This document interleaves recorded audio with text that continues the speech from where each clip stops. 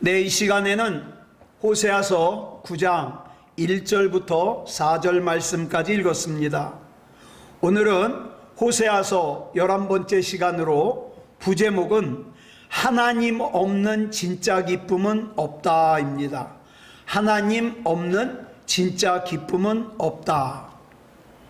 우리가 지난 시간까지 호세아서 1장부터 8장까지 쭉 살펴보는데, 앞에서 하나님께서 반복해서 말씀하시는 것은 하나입니다. 이스라엘이 하나님을 아는 지식을 버렸다. 또 교만해졌다. 또 인애를 잃어버렸다. 이겁니다. 그 결과 어때요? 하나님과의 관계가 단절됐어요. 근데 문제는 뭡니까? 여전히 제사는 드리고 있어요. 여전히 하나님 앞에 제사는 드리지만 하나님과의 관계는 단절되어 있다. 그리고 이어지는 오늘 호세아서 9장에서는 이런 상태에서도 이스라엘이 착각하는 것이 뭐냐? 자기는 하나님이 없이도 잘 살 수 있다고 착각하는 거예요. 그런데 호세아서 9장에서는 뭘 기록하고 있느냐? 이런 인간의 기쁨이 어떻게 무너지는가를 설명하고 있습니다. 자, 본문 1절 말씀 보겠습니다. 시작. 이스라엘아, 너는 이방 사람처럼 기뻐 뛰놀지 말라. 내가 음행하여 내 하나님을 떠나고 각 타작 마당에서 음행의 값을 좋아하였느니라. 여기서 우리가 오해하면 안 되는 것이, 기뻐 뛰놀지 말라 그러니까 뭐 웃지 말아라, 또 즐거워하지 말아라, 이렇게 받아들이면 안 돼요. 여러분, 성경은요, 하나님의 백성이 기뻐하는 것을 금한 적이 없어요. 기뻐해야 돼요. 문제는 지금 이스라엘이 기뻐하는 이유, 지금 이스라엘이 기뻐하는 대상이 문제예요. 이스라엘은 지금 풍년을 맞이해서 곡식과 포도주를 보면서 좋아가지고 잔치를 벌이고 있습니다. 그런데 문제는 그 기쁨의 중심에 하나님이 없어요. 그래서 이렇게 말씀하십니다. 각 타작 마당에서 음행의 값을 좋아하였느니라. 자, 여기서 기뻐 뛰놀지 말라는 것은요, 즐거움 자체를 말하는 게 아니에요. 자, 그럼 보세요. 이 타작 마당의 의미가 뭡니까? 수확의 자리예요.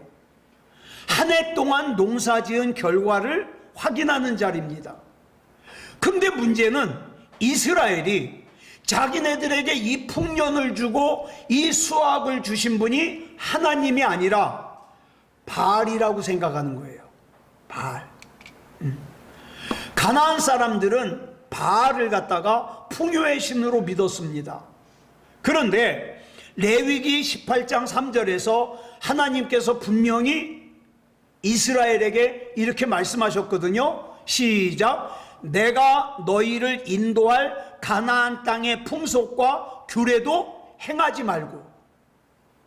그랬는데 이스라엘이 이 하나님의 말씀을 어기고 어떻게 해요? 가나안을 따라서 자기들에게 비를 주고 자기들이 농사지은 곡식을 자라게 하는 존재는 풍요의 신인 바알이다, 이렇게 받아들인 거예요.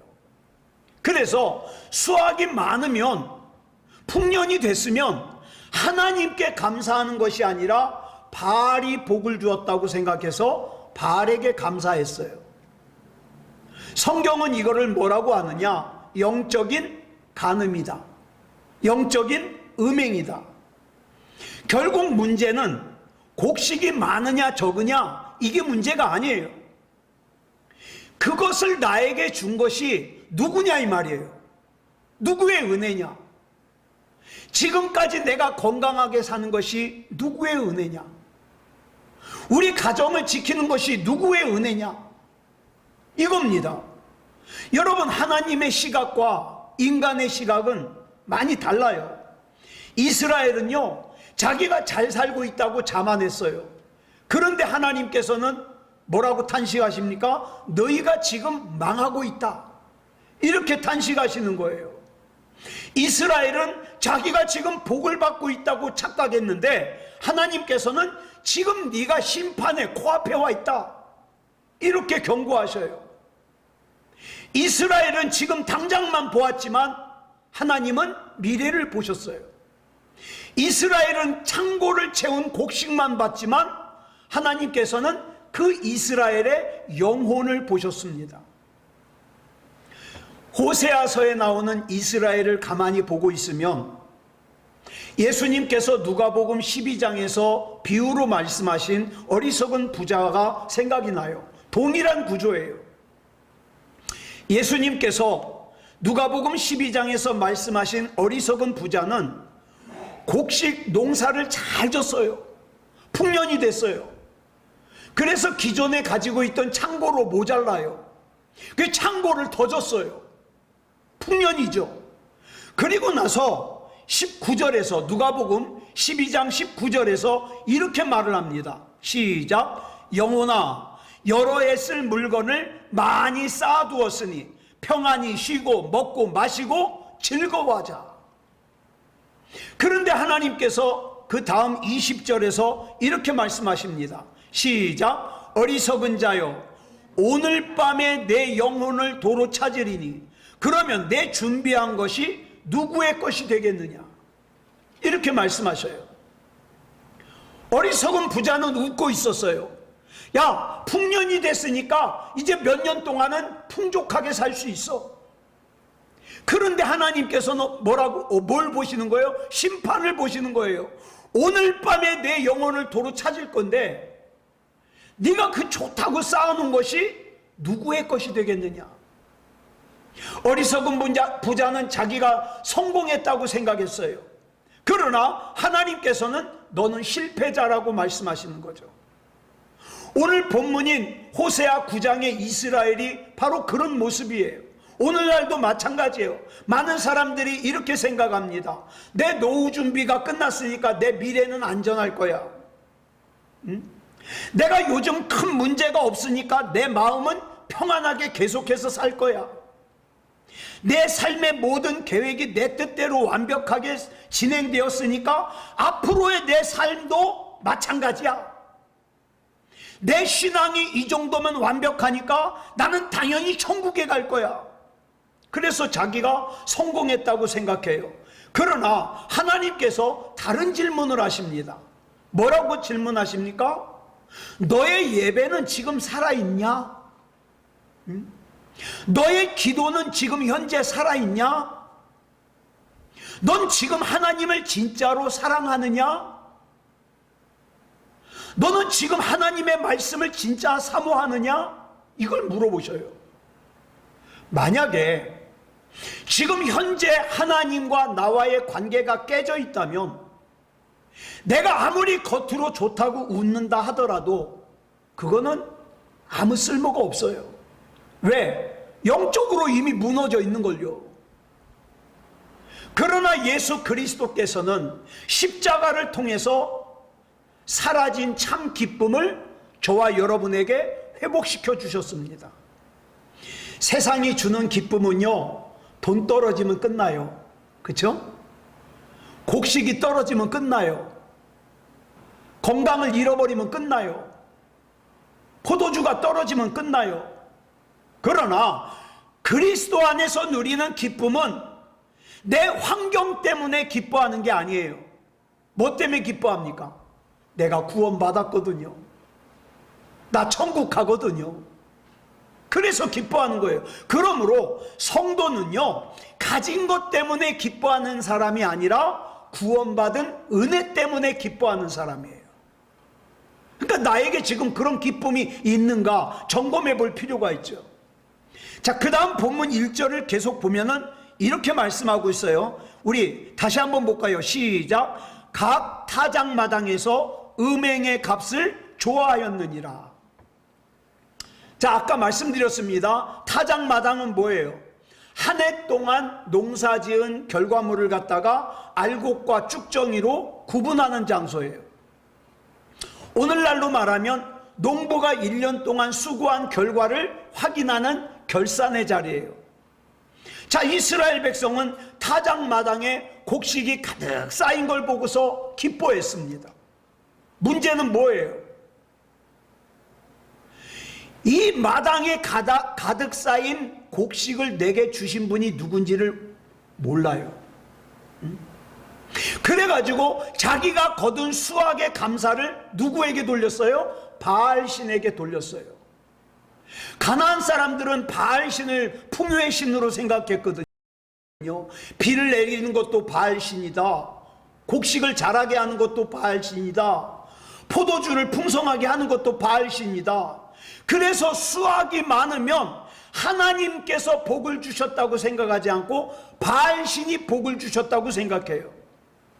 그러니까 타작마당에 추수할 곡식이 많으면 많을수록 뭐가 많아지는 거예요?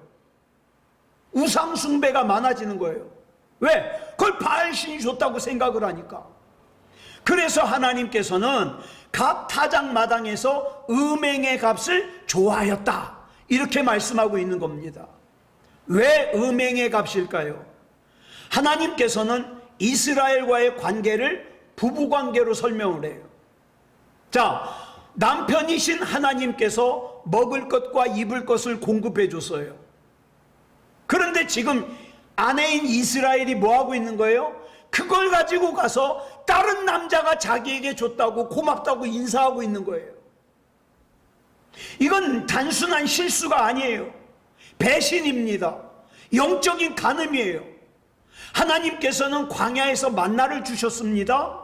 가나안에 들어와서 비를 주셨습니다. 토지를 주셨습니다. 수확을 주셨습니다. 그런데 이스라엘은 지금 뭐라고 하고 있는 거예요?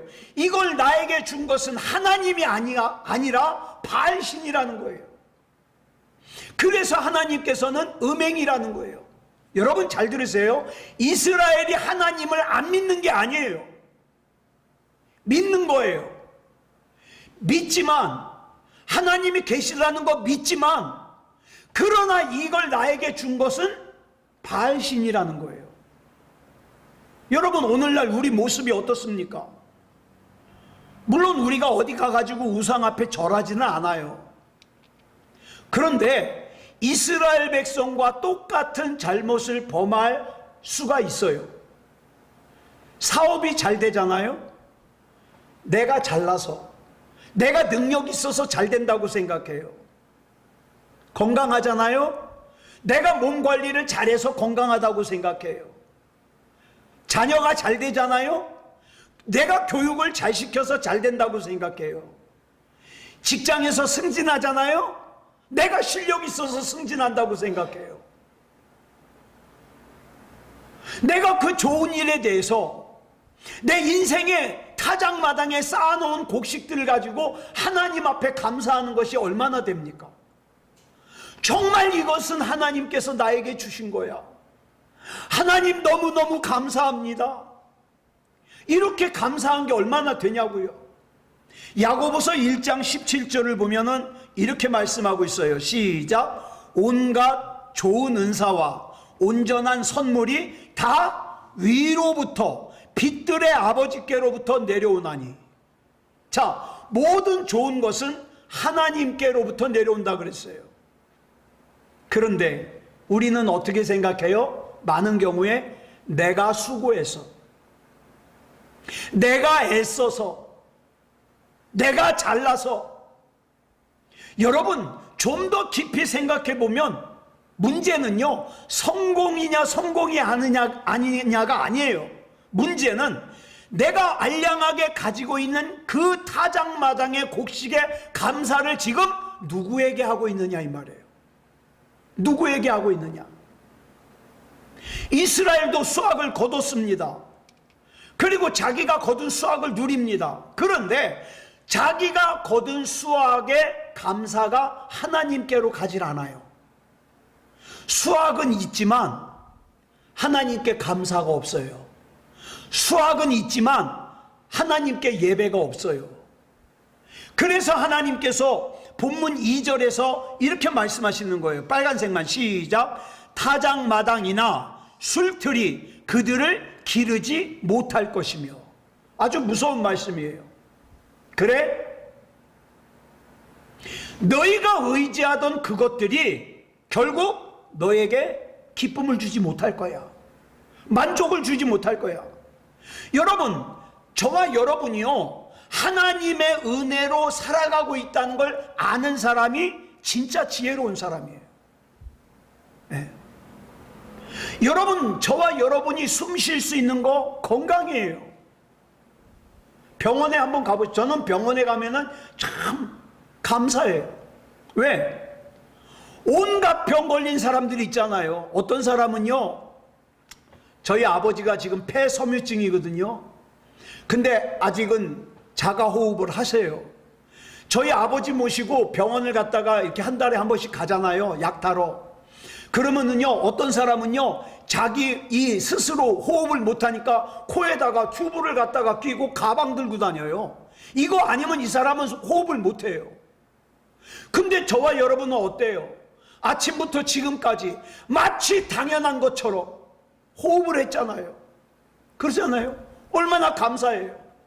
요즘에는요, 젊은 사람들 치매 환자가 많아요. 병원에 가보면요, 제가 딱 봐도 30 안팎 될 것 같은데 부모님 손잡고 병원에 와요. 치매 치료하러. 젊은이 치매가요 막 늘어나고 있어요. 내가 지금 올바로 판단할 수 있는 거, 이게 당연한 것 같지만 감사한 거예요. 내 발로, 이 두 발로 움직일 수 있는 거 너무너무 감사한 거예요. 하나님, 내가 호흡할 수 있는 거, 이렇게 걸어 다닐 수 있는 거, 내 두 팔로 이렇게 뭘 잡을 수 있는 거 너무너무 감사합니다. 저도 지금 머리털이 빠지고 있는데, 이 머리가 다 빠진 사람들은요, 여름이 되면요, 햇빛 때문에 뜨거워서 견딜 수가 없어요. 그런데 우리 이 머리카락이 어떻습니까? 햇빛을 막아주잖아요. 하나님, 이 머리털이 있어가지고 햇빛을 막아주는 것도 감사합니다. 내가 일할 수 있는 직장이 있는 것도 감사합니다. 내가 몸과 마음을 편안하게 쉴 수 있는 가정이 있는 것도 감사합니다.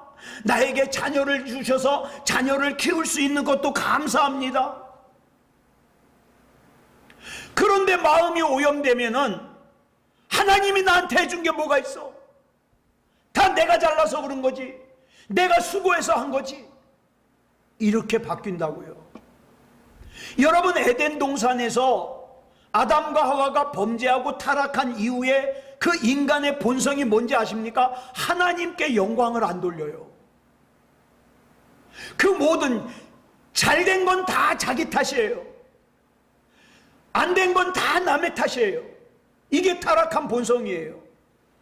그래서 예수님께서는 십자가를 통해서 우리가 잊어버린 하나님의 은혜를 다시금 돌아보게 해주신 거예요. 성도는요, 내가 성공한 것 때문에 감사하는 사람이 아니에요. 내가 잘된 것 때문에 감사하는 사람이 아니에요. 성공했든 성공하지 못했든, 잘됐든 잘되지 못했든, 그러나 지금 내가 현재 누리고 있는 이 모든 것이 하나님의 은혜라는 것을 아는 사람, 이게 진짜 성도예요. 그래서 참된 신앙은요, 내가 이만큼 이루었습니다가 아니에요. 뭡니까? 여기까지 인도하신 하나님께 감사합니다. 이것이 진짜 신앙이죠. 그래서 하나님이 없는 기쁨은 겉으로 보기에는 기쁨 같아 보이지만 실제로는 뭐예요? 공허한 거예요. 그 공허함은 뭡니까? 심판이에요. 심판. 예. 자, 그 다음에 본문 2절 다시 한번 보겠습니다. 시작. 타작마당이나 술틀이 그들을 기르지 못할 것이며 새 포도주도 떨어질 것이요. 여기 나오는 타작마당이나 술틀은요, 곡식과 포도주를 수확해 가지고 가공하는 것으로서 뭘 의미하느냐? 번영, 풍요, 생계 유지, 이런 걸 상징해요. 그런데 이런 것들이 그런 걸 주지 못한다 이 말이에요. 네가 아무리 쌓아놔 봐라, 그거 네 거 아니야. 그거 네 거 아니야. 이 말이죠. 아무리 열심히 농사를 짓고 풍요를 기대하더라도 하나님의 복이 떠나잖아요. 그 수확물이 그들을 먹여 살리지 못한다 이 말이에요. 우리 흔히 그런 말 있잖아요. 아무리 돈이 많아서 비싼 음식을 사도 그 먹을 수 있는 상태가 아니면 못 먹어요. 그렇죠? 아무리 맛있는 음식을 먹어도 맛이 없는 사람 있잖아요. 아무리 비싼 침대 사봐요. 잠이 안 와가지고 불면증으로 고생하는 사람은 얼마나 많아요. 그런데 맨바닥에서 자도 그냥 뒤통수만 베개에 닿으면 그냥 단잠을 잘 수 있는 거, 이거 얼마나 감사합니까? 그렇죠?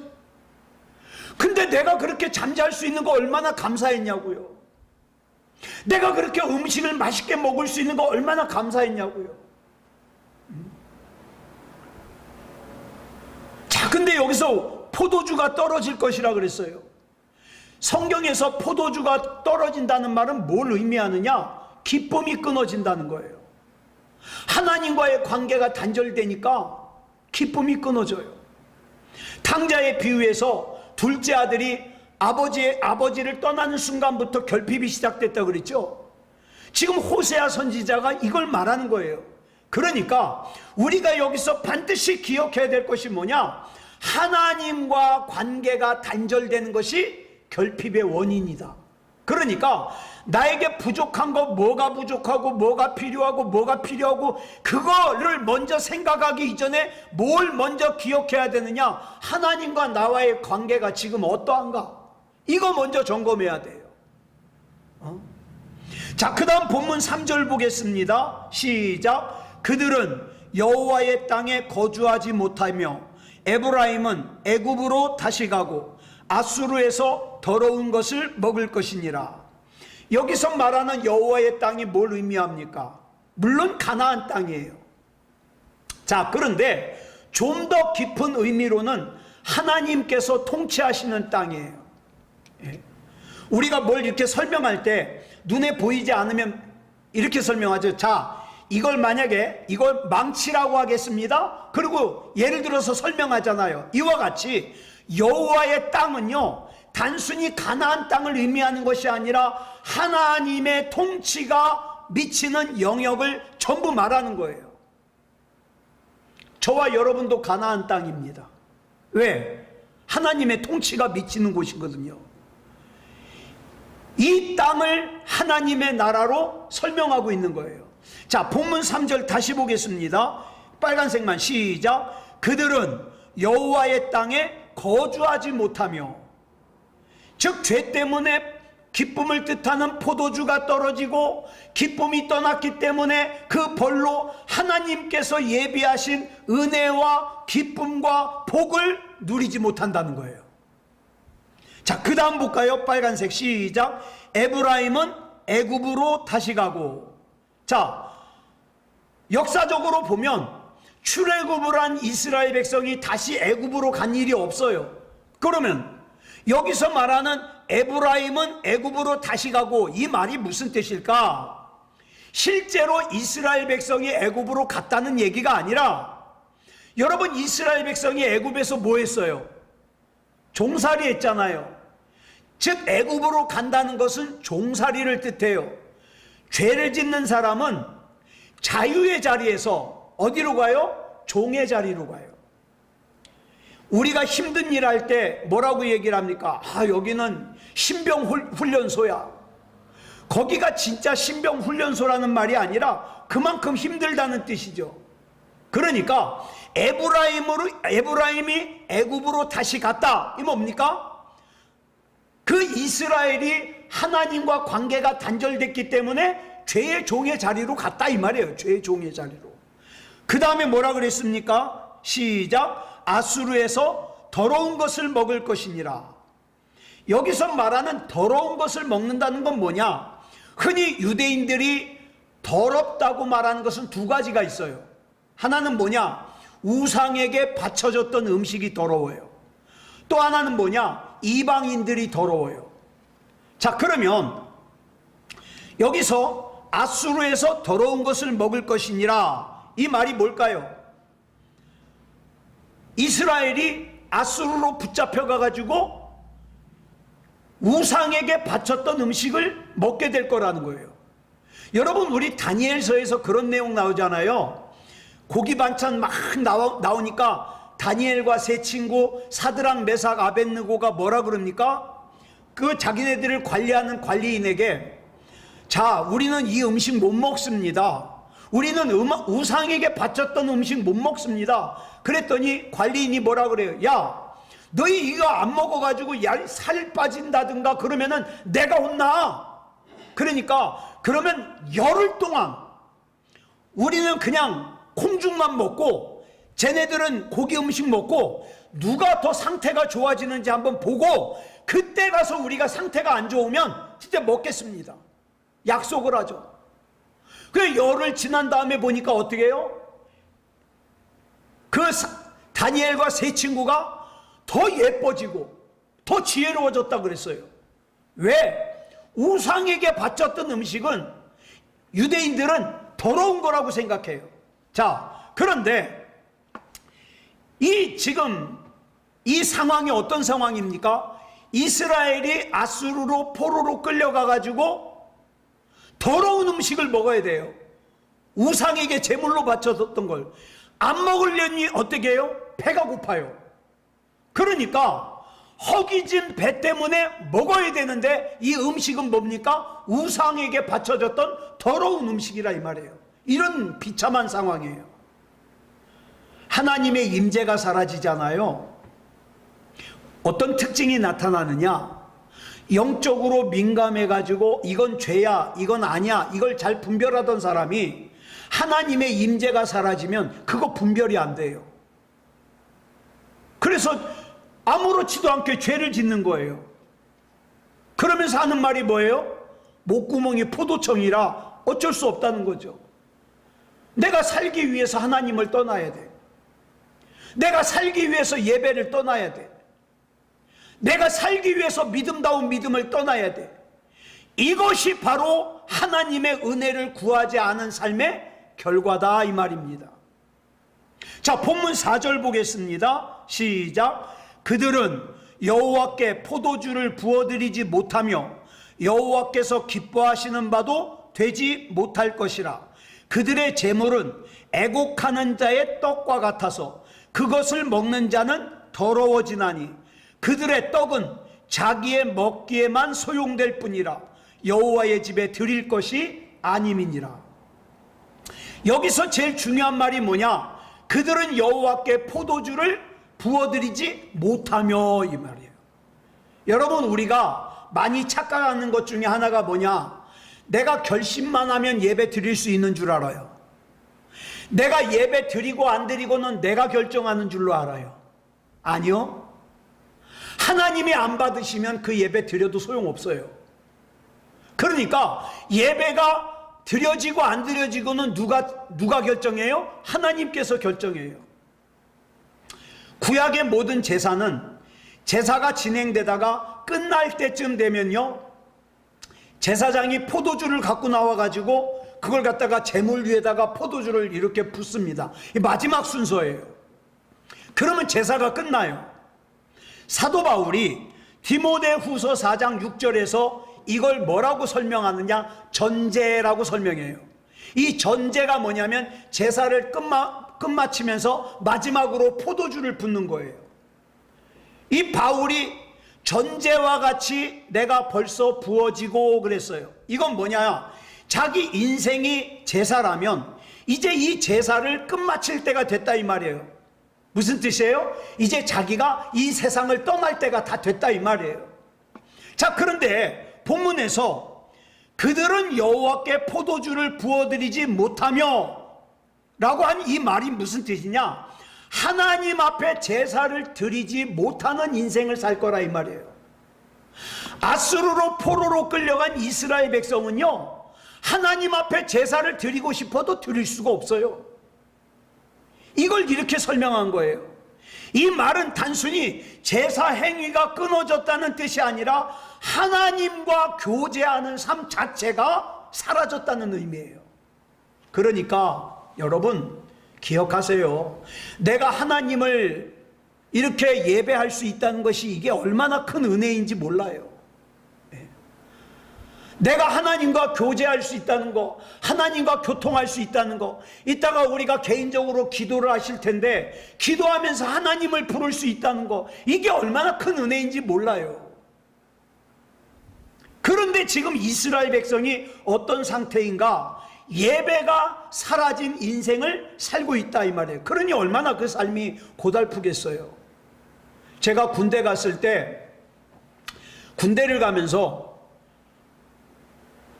시편과 신약이 붙어있는 성경을 하나를 가지고 갔어요. 예, 군대를 가면요, 입대를 하면 왜 그렇게들 담배를 핍니까? 훈련하다가 휴식 시간만 주면 다들 담배를 꺼내가지고 피워요.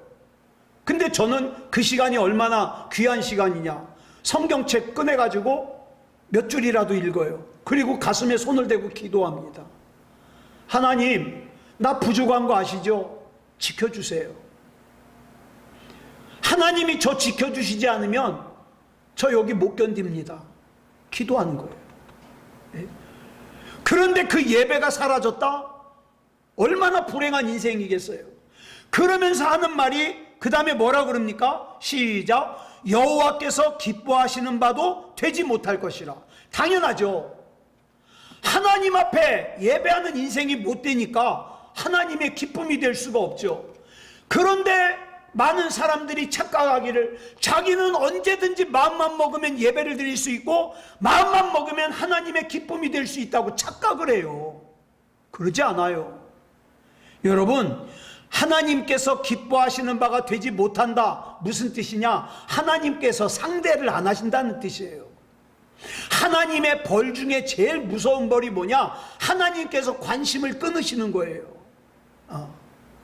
이렇게 여호와의 집에는 드려지지 않은 상태에서 자기의 배만 채우는 데 사용되지는 떡을 뭐라 그러냐? 아까 나왔죠? 애곡하는 자의 떡이라 그래요. 애곡하는 자의 떡. 이스라엘 사람들은요, 유대인들은요, 상갓집에서 먹는 음식을 갖다가 부정한 걸로 생각해요. 이게 상갓집에 있는 떡은 부정한 떡이에요. 이 떡은 절대 하나님 앞에 제물로 드려질 수가 없어요. 그냥 단지 뭐예요? 사람의 배만 채우기 위한 떡이에요. 이 애곡하는 자의 떡이 그런 떡이에요. 그저 배고파서 사람이 먹긴 하지만 하나님께 드려질 수 없는 떡. 자, 보세요. 정리합니다. 이스라엘은 기쁨이라는 뜻의 포도주를 잃어버렸어요. 여호와의 땅, 왜? 하나님의 통치받기를 거절했기 때문에 여호와의 땅을 잃어버렸어요.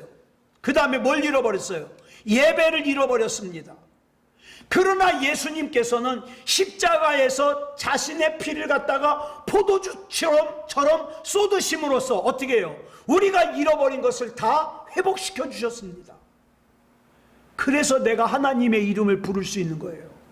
하나님, 나 불쌍히 여겨 주십시오. 예수님은 십자가에서 자기의 피를 전제로 부으심으로써 제사를 완성하셨어요. 그로 인해 우리는 다시 하나님께 받아들여졌어요. 왜? 전에는 하나님과 관계가 깨졌는데, 단절되었는데 이제는 받아들여졌어요. 그래서 저와 여러분이 예배를 드릴 수 있는 거예요. 근데 그 예배를 우습게 생각한다, 하찮게 생각한다, 이거 큰일이죠. 말씀을 정리하겠습니다. 오늘 본문 말씀은 하나님이 없는 기쁨이 얼마나 허망한 것인지를 보여줍니다. 이스라엘은 앞에 쌓아놓은 수확을 보면서 좋아했어요. 그런데 그 수확을 주신 하나님을 잃어버렸어요. 네. 죄는요, 자꾸 나를 어디로 끌고 가려고 합니까? 종의 자리로 끌고 가려고 그래요. 종의 자리로. 그리고 저와 여러분에게 자꾸 예배를 잃어버리게 만들려고 그래요. 이유는 자꾸 생기겠죠. 예배를 못 드리게 하는 이유는 분명히 생깁니다. 이유 있어요. 그런데 결정적인 목적이 뭐냐? 죄의 종이 되게 하는 거예요. 하나님이 주시는 기쁨을 잃어버리게 만드는 거예요. 예수님께서 십자가를 지심으로 말미암아 우리에게 예배를 회복시켜 주셨는데, 하나님과의 관계를 회복시켜 주셨는데, 그걸 또 만홀히 여긴다, 우습게 여긴다, 그러면 안 되잖아요. 자, 날마다 모든 것이 하나님의 은혜임을 기억하면서 감사하는 삶, 예배하는 삶을 살아야죠. 이제 저와 여러분을 끝까지 사랑하시고 끝까지 지켜주시는 하나님 앞에서 저와 여러분은 이미 하나님 앞에 제사를 드리고 있는 인생이에요. 언제 저와 여러분의 이 삶의 제사가 끝날지 몰라요. 그때 저와 여러분도 바울처럼 내 전제가 하나님 앞에 드려진대, 이제까지의 내 삶의 제사를 하나님 기쁘게 받아주시옵소서. 내가 이제 이 땅에서의 삶을 마치고 하나님의 나라에 갈 텐데 하나님 기쁘게 받아주시옵소서. 이렇게 고백할 수 있는 저와 여러분이기를 그리스도 예수님의 이름으로 축복합니다. 기도하겠습니다. 사랑하는 주님, 감사합니다. 오늘 호세아서 9장을 통해서 하나님이 없는 기쁨은 진짜 기쁨이 아니라는 것을 우리에게 가르쳐 주시니 감사합니다.